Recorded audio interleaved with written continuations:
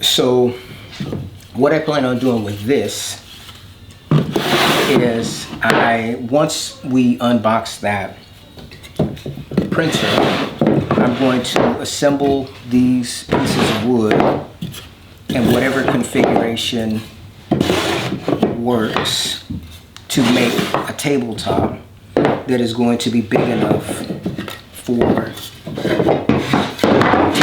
printer, right? So it doesn't really matter how these boards go together. I'll figure out the configuration after I figure out the dimensions that I need to work with to make this tabletop. I'm trying to decide on if I'm going to run these through the planer first, or if I'm going to just use the sander, like use the RO90, the combination of the RO150 or Rotex 150 and the RO90 to do this top. Now, as you can see here, I got quite a few pieces of wood here. These are just scraps.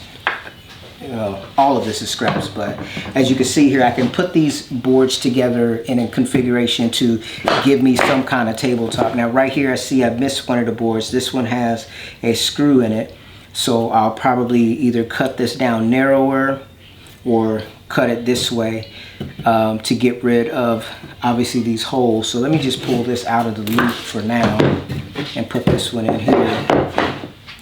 And once I assemble the whole top, then what I'll do is, obviously glue it up, connect it, glue it up, and then once I get it all glued up, then I'll come down and trim it on the appropriate edges, because it may need to be wider this way than it is this way. So I need to figure out what orientation is going to be required.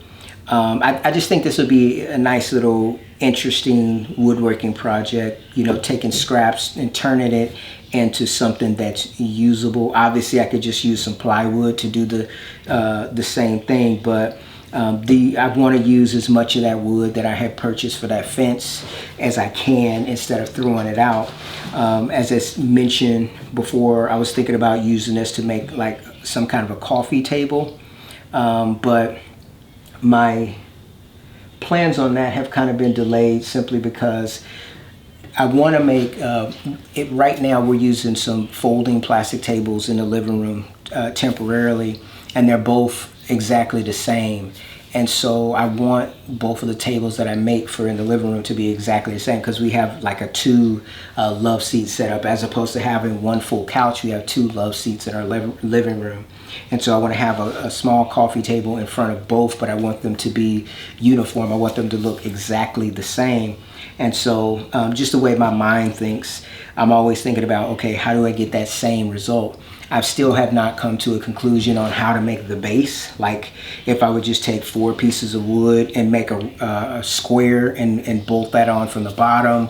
I've considered that. I've considered, where you can make a rectangle, or a square on each side, and then put like the X, kind of like a farm style table. That's not really my style, but that's also an option. Then I've also considered getting some metal, like maybe some tube steel, and making a base out of that. A couple things that I'm considering when I think about, how I want the tables to be made is, for whatever reason, I think about everything from multiple aspects. And some people design furniture and design things and they look amazing. But for me, I'm more functionality before actual design. I like design, but functionality is probably #1 for me. So to me, I think what would be ideal is any piece of furniture that I personally design and build myself. I want it to be able to fit through a conventional doorway without having to be wrestled about. So that really limits your design opportunities. Everything has to be narrower or be some kind of a, like say if you were making a couch or sofa like that, then it would have to be a 2-part type of thing to be able to go through a conventional doorway without taking the door off of the hinge. Personally, I think that's, I don't know, I guess it's just a personal challenge for myself to think about, can I make something that is appealing enough but functional, right? That's just the way I think about it. So I do a lot of thinking up here, not a lot of actually touching wood, simply because as I think from one stage to the next, I may come up with 15 reasons why something doesn't make sense. And so I end up retracting and going back to the drawing board. This particular project for the printer, I need to do it sooner rather than later because my wife needs the printer to be functional. I think initially she's gonna probably put it on the floor because I told her that first, after she unboxes it and does whatever she needs to do as far as that, I need to determine how tall she wants it. I'm going to use typical casters like I've used here in the shop for the base of it. And so obviously those casters are going to add a degree of height. And then depending upon what kind of lumber and then how much I mill it is also going to add to that height. So once we get the printer out of the box, we understand the dimensions, and keeping in line with what I said before, I wanted to be able to roll through the doorway of her office with the door on the hinges with no problem at all. So those are the criteria for making this particular cart.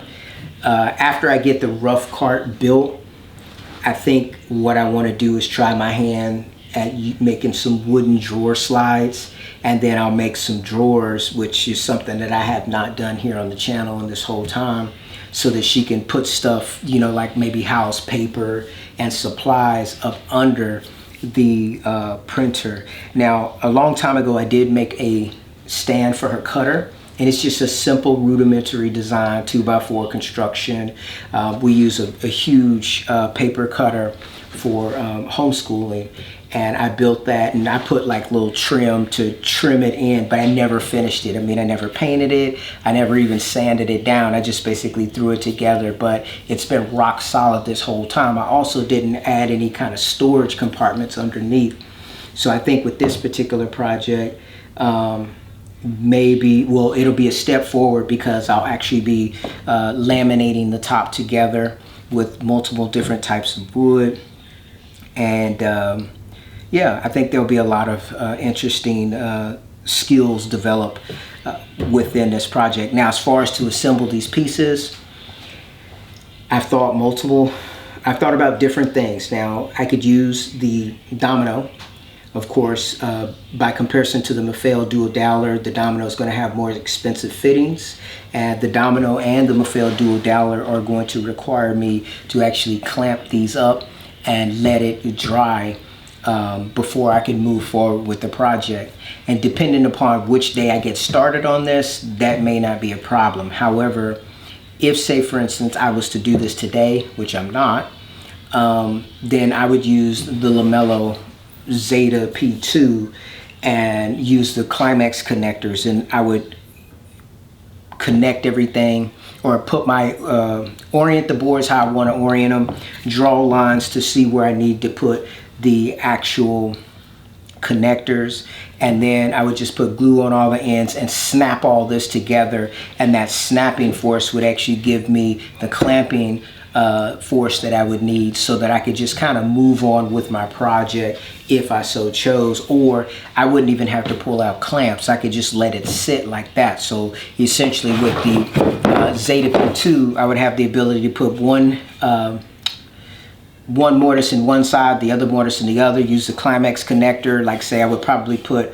maybe 2 Climax connectors on here, put my glue along the line, and then just snap it together, and then set this aside, and that would be a piece that will glue up, and it would hold together perfectly fine on its own.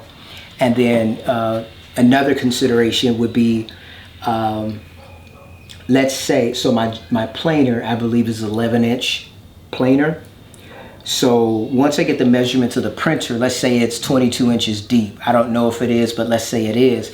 Then I could prepare this in 2 11-inch pieces, and then run that whole section through the planer all as one piece, right? Once I get them all assembled, and then take the 2 halves and put them together to finalize that piece.